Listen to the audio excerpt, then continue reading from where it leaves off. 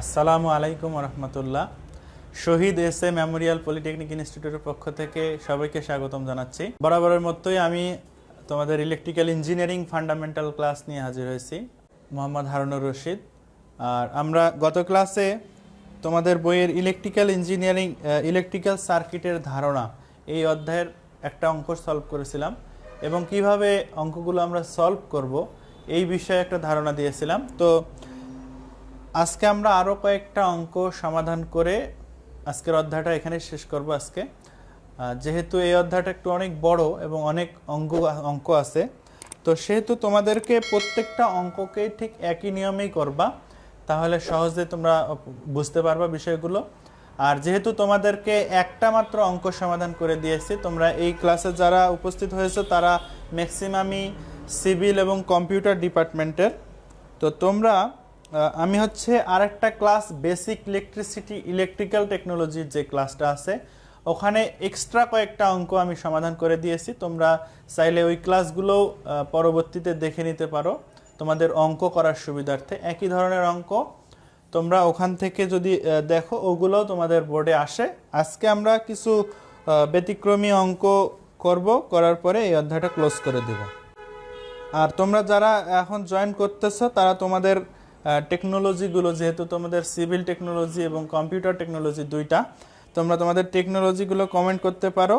আচ্ছা, তোমাদের বইয়ের উদাহরণ 31 নাম্বার যে অঙ্কটা আছে ইলেকট্রিক্যাল ইঞ্জিনিয়ারিং ফান্ডামেন্টাল বইয়ের 100 পৃষ্ঠার খুবই ছোট্ট একটা অঙ্ক। আমরা যদি বুঝতে পারি তাহলে আরও অনেকগুলো অঙ্ক করতে পারবো ঠিক একই রকম। আচ্ছা, একজন কমেন্ট করেছো পাবেল আহমেদ আপন, এটি টেকনোলজি। সমস্যা নাই, তোমরা যেহেতু এটা একটা ইলেকট্রিক্যাল সার্কিটের ক্লাস, তোমাদের যাদেরই প্রয়োজন হবে তারাই তোমরা এই ক্লাসটা ফলো করতে পারো, যেহেতু অনলাইন ক্লাস, কোনো সমস্যা নাই। আচ্ছা, আমরা অঙ্কে চলে যাই। আচ্ছা, এই হচ্ছে অঙ্ক। বলা হয়েছে নিচের সার্কিটের সমতুল্য রেজিস্ট্যান্স ও মোট কারেন্ট নির্ণয় করো। তাহলে এই সার্কিটের মধ্যে আমাদেরকে বলা হয়েছে সমতুল্য রেজিস্ট্যান্স এবং মোট কারেন্ট নির্ণয় করো। অর্থাৎ সমতুল্য রেজিস্ট্যান্স বিষয়টা কি আমরা এর আগেই জেনেছি যে একটা সার্কিটে যখন টোটাল হিসাব করে একটা রেজিস্ট্যান্স আমরা বের করি, সেটা হচ্ছে ওই সার্কিটের সমতুল্য রেজিস্ট্যান্স। অর্থাৎ এখানে দেখো সিরিজ এবং প্যারালাল দুই ধরনের কানেকশনই আছে। যেহেতু আমরা মিশ্র সার্কিট সমাধান করতেছি, তোমরা জানো যে মিশ্র সার্কিটে সিরিজ কানেকশন এবং প্যারালাল কানেকশন উভয় ধরনের কানেকশনই বিদ্যমান থাকে। তা যাই হোক, আমরা এখানে সমতুল্য রেজিস্ট্যান্স হিসাব করার নিয়ম আগেই দেখেছি। এখন যদি আবার দেখি, সেটা হচ্ছে যখন যেদিকে আমাদের সোর্স বা ভোল্টেজ উল্লেখ করা থাকে তার অপোজিট সাইড থেকে আমরা হিসাব করে আসি। তাহলে এখানে যদি আমরা হিসাব করে আসি, দেখো লাস্ট দুইটা রেজিস্ট্যান্স আছে, একটা হচ্ছে 10 ওহম এবং আরেকটা হচ্ছে 5 ওহম। প্রথমে দেখতে হবে যে এই দুইটা রেজিস্ট্যান্স কি ধরনের কানেকশন বা কি ধরনের সংযোগ অবস্থায় আছে। তাহলে দেখো এখানে আমরা প্রথমে দেখতে পাচ্ছি যে 10 ওহম এবং 5 ওহম এটা সিরিজ কানেকশনে আছে। কেননা তোমরা অলরেডি জানো যে এই ধরনের কানেকশনটাকেই বলা হয় সিরিজ কানেকশন, যখন একটা রেজিস্ট্যান্সের পরে আরেকটা রেজিস্ট্যান্সকে সংযোগ দেয়া হয়। তাহলে দেখো এখানে 10 ওহম এবং 5 ওহম দুটো যদি সিরিজ অবস্থায় থাকে, তাহলে আমরা জানি যে সিরিজ কানেকশন অবস্থায় থাকলে সেটার মোট রেজিস্ট্যান্স বা ওই জায়গার রেজিস্ট্যান্সটা যোগ করতে হয়। তাহলে আমরা প্রথমে যদি যোগ করে ফেলি, অর্থাৎ ওই দুটো রেজিস্ট্যান্সের মানটাকে আমরা যদি যোগ করি তাহলে মান আসে হচ্ছে 15 ওহম। 15 ওহম কোথাকার মান? এই দুইটো রেজিস্ট্যান্সকে একটা করার পরে। তাহলে আমরা দেখতে পাচ্ছি যে এই রেজিস্ট্যান্সটা এইখানে, এই দুটো রেজিস্ট্যান্স মিলে আমাদের একটা রেজিস্ট্যান্স আসলো, যেটার মান হচ্ছে। এরপরে আমরা দেখব কি এবার লাস্ট দুইটা রেজিস্ট্যান্স কি ধরনের সংযোগ অবস্থায় আছে। দেখো 15 ওহম এবং 5 ওহম যেই সংযোগ অবস্থায় আছে সেটা হচ্ছে প্যারালাল সংযোগ। কেননা এইভাবে যদি সংযোগ থাকে, আমরা জানি যে একটা কমন পয়েন্ট এবং অপর দুই মাথা আর একটা কমন পয়েন্ট, অর্থাৎ এক মাথা একটা কমন পয়েন্টে এবং অপর দুই মাথা আর একটা কমন পয়েন্টে থাকে, তো তখন এই রেজিস্ট্যান্সগুলো প্যারালাল কানেকশন হয়। এবং প্যারালাল কানেকশনের হিসাব আমরা দেখেছিলাম যে যখন দুইটা রেজিস্ট্যান্স প্যারালাল অবস্থায় থাকে তখন উপরে গুণ হয় এবং নিচে যোগ হয়। এটা আমরা অলরেডি প্রমাণও করেছিলাম গত ক্লাসের আগের ক্লাসে। যাই হোক, তাহলে আমরা যদি হিসাব করি, দেখো এখানে কত আসতেছে, 5 গুণ 15 এবং 5 যোগ 15, অর্থাৎ 5 5 25, 5 5 আর 2 7, আর এটা হচ্ছে 20। তাহলে দেখো আসতেছে 75/20। আচ্ছা, যাই আসুক, একটা মান আসলো, যেহেতু এখানে একটা ফ্র্যাকশন মান অর্থাৎ ভগ্নাংশ মান আসলেও কোনো সমস্যা নাই। আমাদেরকে উদ্দেশ্য হচ্ছে সমতুল্য রেজিস্ট্যান্স বের করা। এবার দেখো, আমরা যদি এই দুটো রেজিস্ট্যান্সকে একটা করি, অর্থাৎ এই দুই পয়েন্টের মধ্যে এখন কয়টা রেজিস্ট্যান্স হয়ে গেল? একটা, যেটার মান হচ্ছে আমাদের 75/20। এখন কথা হচ্ছে, এখন যদি আমি লাস্ট থেকে আসি, এই রেজিস্ট্যান্সের সাথে কোনো রেজিস্ট্যান্স কি অবস্থায় আছে, দেখো খুব সহজে কিন্তু বোঝা যাচ্ছে না যে এটা কি ধরনের অবস্থায় আছে। তখনই আমাদের করতে হবে কি, এই দুটো রেজিস্ট্যান্সকে আগে হিসাব করে নিতে হবে। আগে কিভাবে হিসাব করে নেব? দেখো এখানে আমরা দেখতে পাচ্ছি যে 9 ওহম এবং 6 ওহম প্যারালাল অবস্থায় আছে। একটা পয়েন্ট, তাদের এক মাথা একটা কমন পয়েন্টে এবং আর একটা মাথা আর একটা কমন পয়েন্টে আছে। তাহলে এই দুটো রেজিস্ট্যান্স কি অবস্থায় আছে? প্যারালাল অবস্থায় আছে। তাহলে আমরা প্যারালালের হিসাব কি জানি, যে 9 গুণ 6 ডিভাইডেড বাই 9 যোগ 6, অর্থাৎ এই দুটোকে যদি আমি একটা রেজিস্ট্যান্স বানাই, সেটার মান হচ্ছে এটা, অর্থাৎ 54/15। তার মানে আমরা এই দুটো রেজিস্ট্যান্সকে যদি একটা রেজিস্ট্যান্স বানাই, তার রেজিস্ট্যান্সের মান, তাহলে এখন দেখো এই দুটো রেজিস্ট্যান্স কি হয়ে গেছে? সিরিজ অবস্থা হয়ে গেছে। তাহলে আমরা বলতে পারি যে এই দুটো যোগ হবে, অর্থাৎ মোট রেজিস্ট্যান্স যেটা, সেটা হচ্ছে আমাদের 54/15 যোগ 75/20।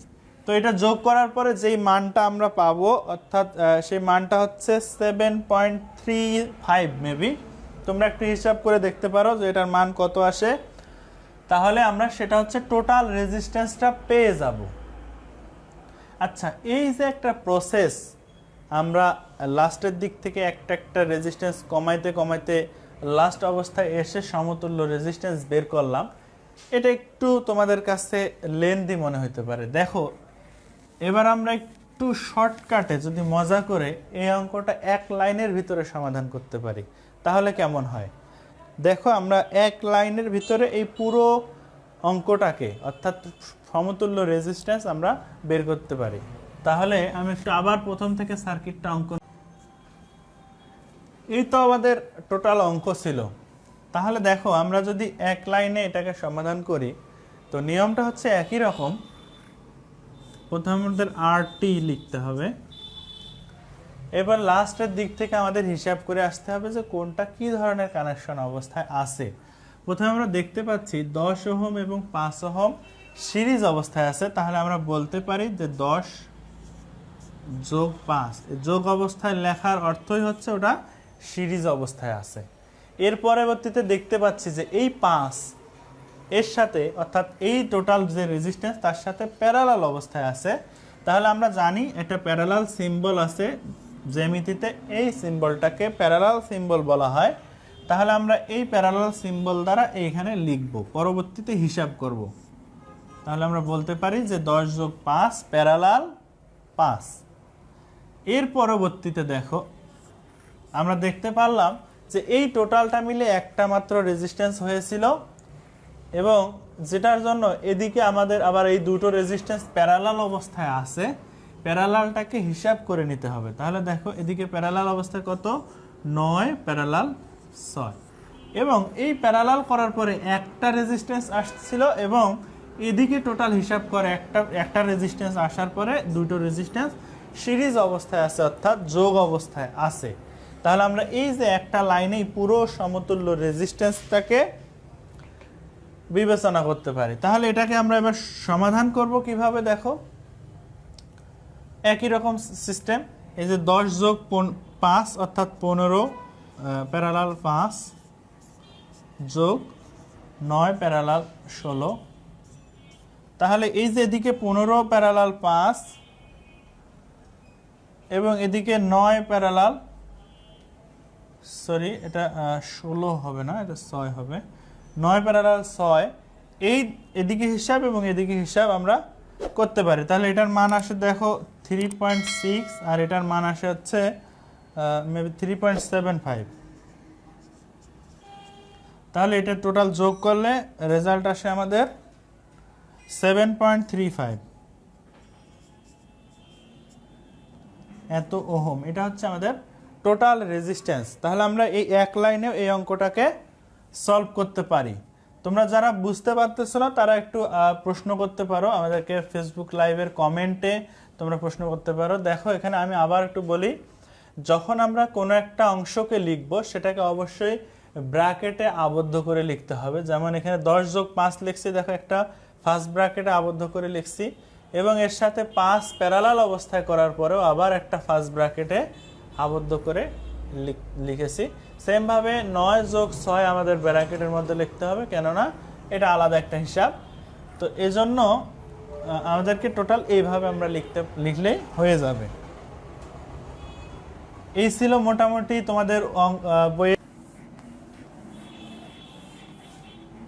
আচ্ছা, এবার আমরা আরেকটা অঙ্ক সলভ করব তোমাদের বইয়ের উদাহরণ 29 নাম্বার, যেটা আছে তোমাদের 99 পৃষ্ঠায়, অর্থাৎ 99 পৃষ্ঠা।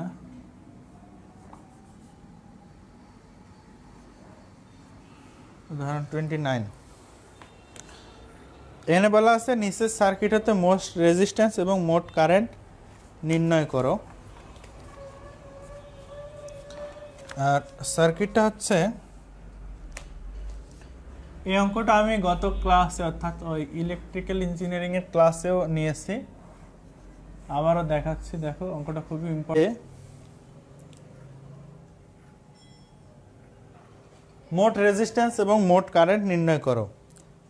আচ্ছা, এই অঙ্কটা তোমাদের বইয়ের 99 পেজে আছে, ইলেকট্রিক্যাল ইঞ্জিনিয়ারিং ফান্ডামেন্টাল, হক প্রকাশনীর 99 পেজে, উদাহরণ 29 নাম্বার। তাহলে এখানে বলা হয়েছে যে মোট রেজিস্ট্যান্স কত এবং মোট কারেন্ট কত। প্রথমে আমরা রেজিস্ট্যান্স হিসাব করার নিয়মটা আমরা অলরেডি দেখেছি যে কি করতে হয়।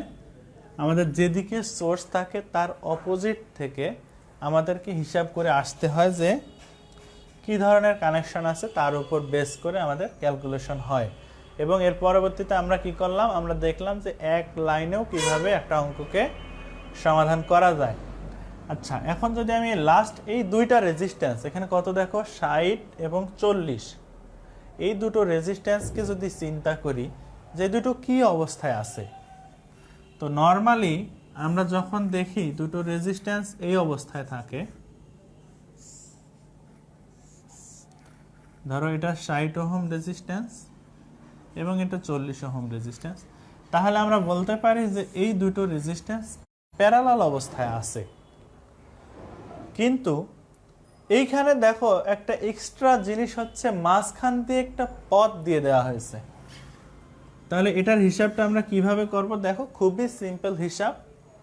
যখন কোনো রেজিস্ট্যান্সের দুইটি প্রান্ত, অর্থাৎ কোনো একটা রেজিস্ট্যান্সের কয়টি প্রান্ত থাকে, অবশ্যই একটা এবং দুইটা প্রান্ত থাকে। ঠিক সেমভাবে দেখো 40 ওহমেরও একটা প্রান্ত, দুইটা প্রান্ত, 60 ওহমের এক প্রান্ত, দুই প্রান্ত।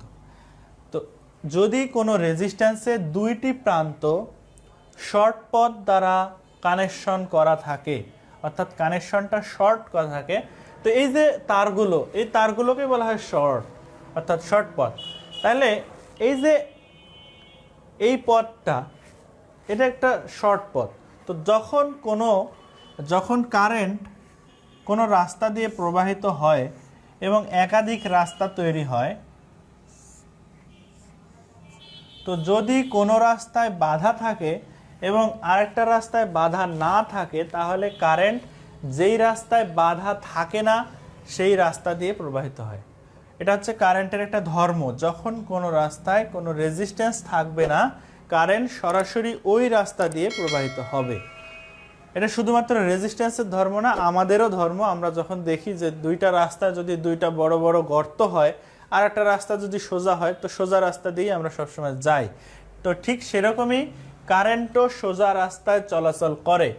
তাহলে আমাদের কারেন্ট এদিক দিয়ে এসে যদি এদিকে এসে দেখে সোজা একটা পথ আছে, তাহলে এই সোজা পথ দিয়েই পুরো কারেন্ট চলে আসবে এবং এই পথগুলোতে কোনো কারেন্ট প্রবাহিত হবে না। আর যখন কোনো সার্কিটে কোনো পথ দিয়ে কারেন্ট প্রবাহিত হয় না, তখন সেই রেজিস্ট্যান্সগুলোকে আমরা ইগনোর করি, অর্থাৎ এই রেজিস্ট্যান্সগুলো কোনো হিসাবের মধ্যে আসে না। তাহলে আমরা দেখতে পাচ্ছি যদি এখানে 40 ওহমের দুইটি প্রান্ত এই শর্ট পথ তারা আবদ্ধ থাকে, তাহলে এই 40 ওহম কোনো হিসাবে আসবে না। ঠিক সেমভাবে এই 60 ওহমেরও দেখো দুইটা প্রান্ত শর্ট করা, অর্থাৎ এই পয়েন্ট আর এই পয়েন্ট তো একই জিনিস, যেহেতু তার কোনো কিছুই নেই, তাহলে এইটার রেজিস্ট্যান্সও হিসাবে আসবে না। অর্থাৎ এই রেজিস্ট্যান্সও আমাদের হিসাবে আসবে না এবং এই রেজিস্ট্যান্সও হিসাবে আসবে না। তাহলে আমরা বলতে পারি যে এখানে শুধুমাত্র একটা শর্ট পথ আছে, অর্থাৎ এইরকম চিন্তা করতে পারি যে এখানে কোনো রেজিস্ট্যান্স নাই, শুধুমাত্র একটা পথ আছে। তাহলে যদি এইখানে কোনো রেজিস্ট্যান্স না থাকে, তাহলে পথটা এরকম। তাহলে এখন দেখো এই অঙ্কটাকে আমরা খুব সহজেই সমাধান করতে পারতেছি, কেননা এখন আমাদের আগের অঙ্কগুলোর মতো এই অঙ্কটা হয়ে গেছে। তাহলে আগের অঙ্কগুলো কেমন ছিল দেখো। প্রথমে আমরা বলবো যে এখানে 6 ওহম এবং 12 ওহম কি অবস্থায় আছে।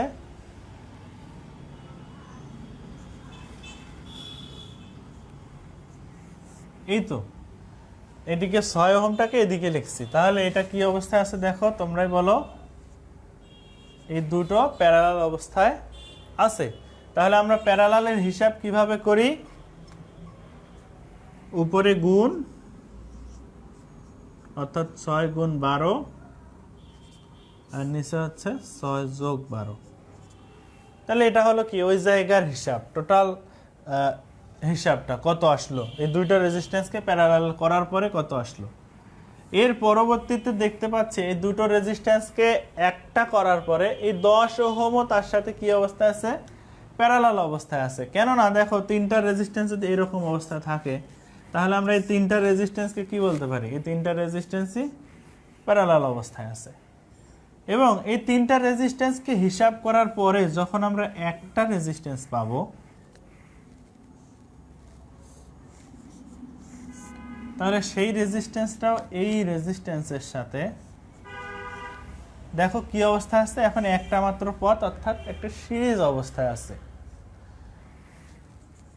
তাহলে আমরা এই টোটাল অঙ্কটাকে, টোটাল সমতুল্য রেজিস্ট্যান্সের ক্যালকুলেশনটাকে যদি এক লাইনে উপস্থাপন করতে চাই, তাহলে কেমন হয় দেখো।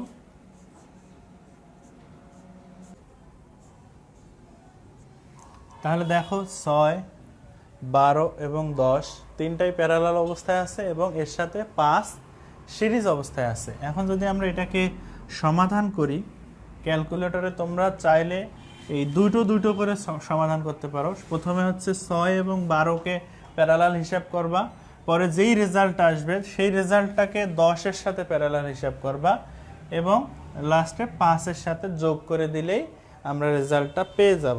আচ্ছা, আমরা যদি তা না করে সরাসরি একবারে করতে চাই তাও করতে পারবো। তোমরা সেটা ক্যালকুলেটরে একটু জটিল।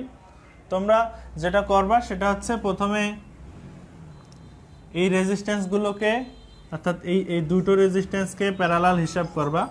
প্যারালাল হিসাবটা হচ্ছে এরকম যে 6 গুণন 12 ডিভাইডেড বাই 6 যোগ 12, এর সাথে প্যারালাল হচ্ছে 10 প্লাস 5। সেমভাবে এখানে একটা মান আসবে, সেই মানটার সাথে আমাদের 10কে কি করতে হবে, প্যারালাল হিসাব করতে হবে। সেই মান প্যারালাল হিসাব করার নিয়ম কি, প্রথমে হচ্ছে ওই মানটা, এই মানটা গুণন 10 ডিভাইডেড বাই এই মানটা যোগ 10 যোগ 5, তাহলে এই টোটাল একটা হিসাব আসবে, যেটাকে আমি এক লাইনে উত্তর লিখে দিচ্ছি। সেটা হচ্ছে তোমাদের বইয়ে দেয়া আছে, তোমরা একটু হিসাব করে দেখবা যে এই অঙ্কটা ঠিক আছে কিনা। বইয়ে তোমাদের উত্তর দেওয়া আছে হচ্ছে 7.86,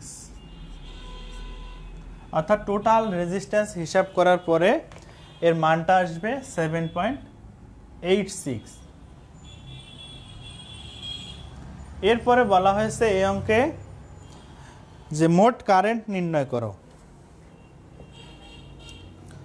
তাহলে মোট কারেন্ট যদি আমরা নির্ণয় করতে চাই, তাহলে আমরা সরাসরি কি করতে পারি? আমরা জানি যে মোট কারেন্ট ইকুয়াল টু মোট ভোল্টেজ ভাগ, অর্থাৎ I ইকুয়াল টু V/R। তোমরা যারা নতুন যদি কেউ জয়েন করে থাকো এই ক্লাসে, অবশ্যই পূর্বের ক্লাসগুলো করতে হবে, কেননা আমরা কারেন্ট, ভোল্টেজ এবং রেজিস্ট্যান্সের যে সম্পর্ক এগুলো কিন্তু দেখেছিলাম গত ক্লাসগুলোতে। তাহলে এই টোটাল ভোল্টেজ এখানে কত দেয়া আছে দেখো, 150 ভোল্টেজ, আর টোটাল রেজিস্ট্যান্সের মানটা আমরা পেয়েছি 7.86। তাহলে এই 150 ভাগ 7.86, এটা তোমরা হিসাব করে দেখো কত আসে, মেবি 19.1 এরকম, এত অ্যাম্পিয়ার। তাহলে মেইন কাজ, আমরা যখন একটা অঙ্কের টোটাল রেজিস্ট্যান্সটাকে হিসাব করতে পারবো, তো তখন সেই অঙ্কের বাকি মানগুলো আমরা সহজেই ক্যালকুলেশন করতে পারবো। এটা ছিল আমাদের অঙ্কটা ছিল এরকম, আমরা সেখান থেকে এই হিসাবটা করেছি, কেননা এই রেজিস্ট্যান্স দুটো হিসাবে আসবে না, কেননা এখানে একটা শর্ট পথ আছে। যাই হোক, এটা হচ্ছে একটা অঙ্ক। আচ্ছা, তোমাদেরকে যদি একটা কুইজ দেই, হালকা ছোট্ট একটা কুইজ, তোমরা একটা হিসাব করে দাও। তোমরা যারা লাইভে ক্লাসে আসো তারা খুব একটু তৎপরতার সাথে, সবাই রেডি থেকে খুব দ্রুত অঙ্কটা করে সমাধান করে আমাদেরকে জাস্ট রেজাল্টটা কমেন্ট করো। সেটা হচ্ছে এই মানের এই অঙ্কটার টোটাল সমতুল্য রেজিস্ট্যান্স কত, অর্থাৎ RT এর মান কত। তোমরা যারা লাইভে আসছো তারা একটু সমাধান করে আমাকে জাস্ট উত্তরটা কমেন্ট করো যে এই অঙ্কের টোটাল সমতুল্য রেজিস্ট্যান্স কত। আমি তোমাদের কমেন্টের অপেক্ষা করতেছি। জুম বড় হয়ে মানে জুম ইন দেখাচ্ছে। আচ্ছা, তোমরা যারা লাইনে আসো তারা দেখো এভাবে কানেকশন, নিচে জাস্ট একটা দাগ 10 ওহম 10 ওহম এবং আরেকটা মান হচ্ছে 5 ওহম, এবং এর টোটাল রেজিস্ট্যান্সের মানটা কত। তোমরা মনে হয় কেউই কমেন্ট করো নাই। আচ্ছা, আমি একটু উত্তরটা বলে দিচ্ছি। সেটা হচ্ছে এখানে দেখো 10 ওহম এবং 10 ওহম, আমাদের ওই যে 40 ওহম এবং 60 ওহম যে ধরনের কানেকশন অবস্থায় আছে, ঠিক সেরকম কানেকশন অবস্থায় আছে, অর্থাৎ 10 ওহম এবং একদিকে 10 ওহম, এদিকে একটা কি আছে, শর্ট পথ আছে। অর্থাৎ আমরা দেখলাম যে কোনো রেজিস্ট্যান্সের প্যারালালে যদি কোনো শর্ট পথ থাকে, ওই রেজিস্ট্যান্সগুলো হিসাবে আসে না। তাহলে এখানে শুধুমাত্র একটা পথ হয়ে যায়। তাহলে যদি একটা পথ হয়ে যায়, তাহলে রেজিস্ট্যান্সের মানটা শুধুমাত্র 5 ওহম আসে। অর্থাৎ আমরা বলতে পারছি যে টোটাল সমতুল্য রেজিস্ট্যান্সের মান হচ্ছে 5 ওহম। এটা হচ্ছে এই অঙ্কের উত্তর। আচ্ছা, আমরা এখন আরেকটা অঙ্কে চলে যাচ্ছি।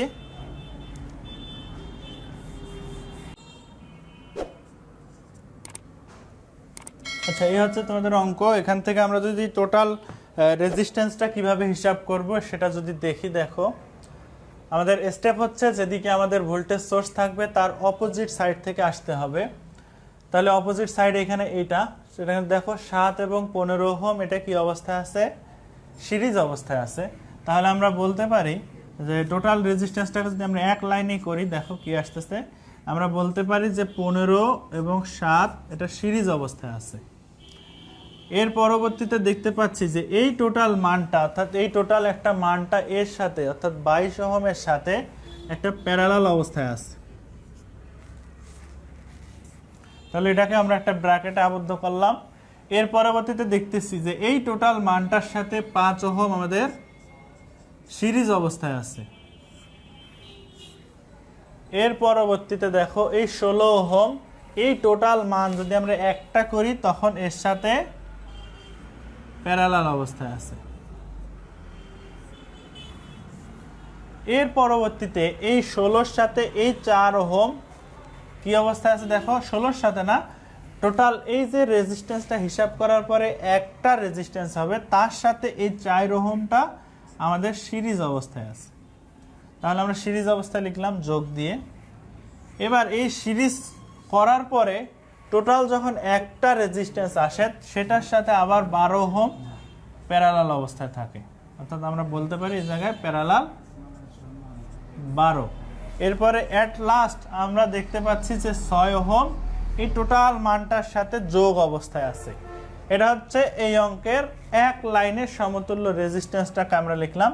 এখন যদি আমরা হিসাব করি তাহলে টোটাল মানটা পেয়ে যাব। দেখো হিসাব করার সিস্টেমটা কি, প্রথম 15 যোগ 7 অর্থাৎ 15 যোগ 7 করলে কত আসে, 22 আসে, এবং 22 এবং এদিকে 22 প্যারালাল অবস্থায় থাকে। তাহলে আমরা দেখো যদি সমান মানের দুইটি রেজিস্ট্যান্স প্যারালাল অবস্থায় থাকে, সমান মানের রেজিস্ট্যান্স প্যারালাল অবস্থায় থাকলে আমরা সমতুল্য রেজিস্ট্যান্স দেখেছিলাম যে এর অর্ধেক হয়ে যায়, অর্থাৎ আমরা লিখতে পারি দুইটা রেজিস্ট্যান্স আর অবস্থায় থাকলে এর অর্ধেক হচ্ছে r/2। তাহলে এখানে দেখো 15 আর 7 মিলে হচ্ছে 22, আর এদিকে 22 এর সাথে প্যারালাল অবস্থায় আছে। তাহলে আমরা বলতে পারি যে 22 প্যারালাল 22, এটাকে আমরা একবারে 11 লিখতে পারি, কেননা আমরা জানি যে 22 আর 22 প্যারালাল অবস্থায় থাকলে এর মানটা আসে হচ্ছে 11। তাহলে দেখো এই পর্যন্ত আমাদের হিসাব হয়ে গেল। তারপরে আছে আমাদের যোগ 5, এরপরে আমরা দেখতে পাচ্ছি এখানে 16, এরপরে যোগ 4। টোটাল অঙ্কটা আমাদের যেভাবে আছে আমরা ঠিক সেভাবে। এরপরে তাহলে আবার আমরা হিসাব করব ঠিক একই রকম, প্রথমে এই মানটাকে যোগ করব, এরপরে যোগফলটাকে 16-র সাথে প্যারালাল করব। তাহলে দেখো 11 আর 5 যোগ করলে হয় হচ্ছে 16। তাহলে এই 16কে যদি আমরা 16-র সাথে প্যারালাল করি কত আসে, অবশ্যই দুটো সমান মানের রেজিস্ট্যান্স অর্ধেক হবে, অর্থাৎ 16-র অর্ধেক হচ্ছে 8। এরপরে আসতেছে 8 যোগ 4 প্যারালাল 12 যোগ 6। ঠিক সেমভাবে আবারও আসছে, দেখো 8 আর 4 যোগ করলে হয় 12, 12 আর 12 প্যারালাল করলে আসে 6, অর্থাৎ আমাদের 6 যোগ 6 টোটাল রেজিস্ট্যান্সের মান আসে হচ্ছে 12 ওহম। অর্থাৎ আমরা এই অঙ্কটা দেখো খুব সহজেই কিন্তু সমাধান করে ফেলতে পারতেছি।